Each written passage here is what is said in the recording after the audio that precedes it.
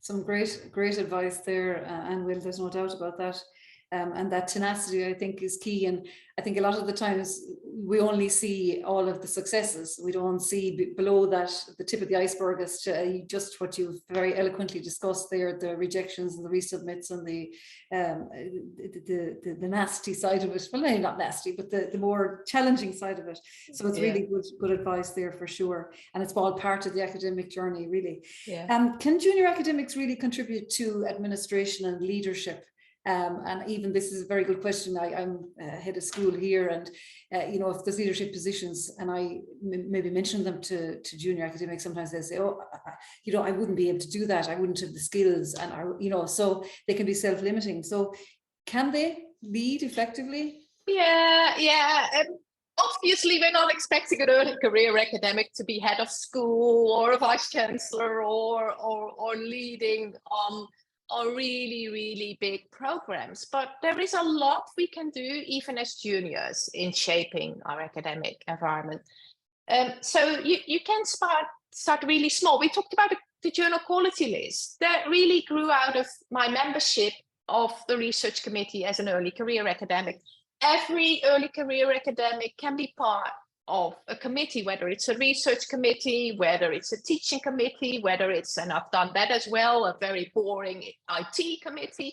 You can be part of a committee and you can do your role really proactively and try and make some changes.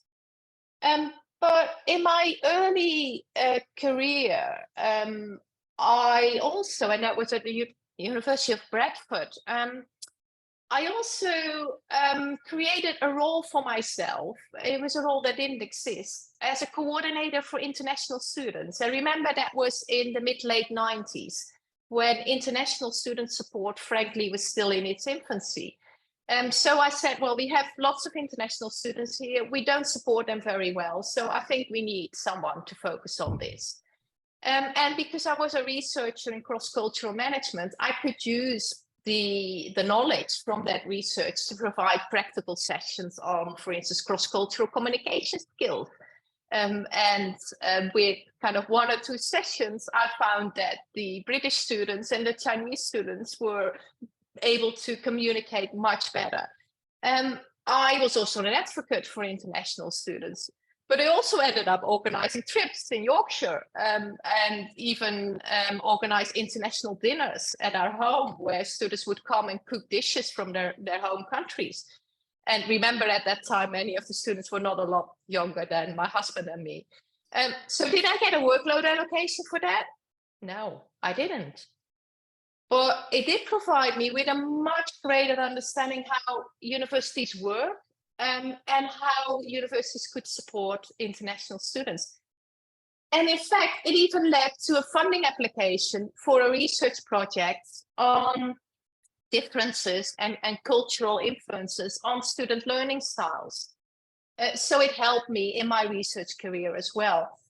And to be frank, the social events were a lot of fun as well. So it's not something that my head of department asked me to do. It's not something that I got necessarily workload allocation for, but it did really help me in my career. And I've seen that with other junior academics as well.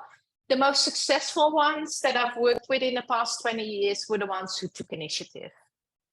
And they tried to use the level of autonomy they had in their academic job to make improvements.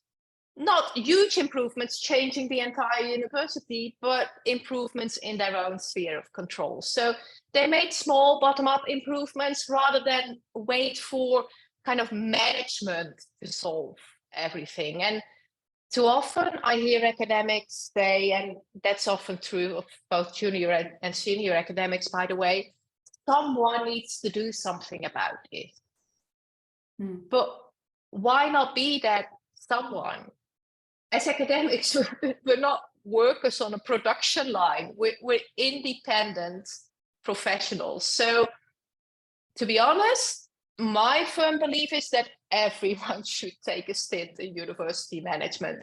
Take on roles such as program manager of a big teaching program, being head of department, being PhD director, being associate dean, not as a junior academic, obviously, but as a mid-career or senior academic. to really appreciate how difficult it is to be a university manager. And I know, Elma, that you will very much agree with this, and Anthony too, as a head of department. Academia is quite unique in that many incumbents in these management positions, they are academics themselves. And they return to be a normal academic after they take on that managerial role. And unlike what some colleagues seem to think, you don't instantly become evil when you take on a managerial role. But to understand that, I think we all need to take our share.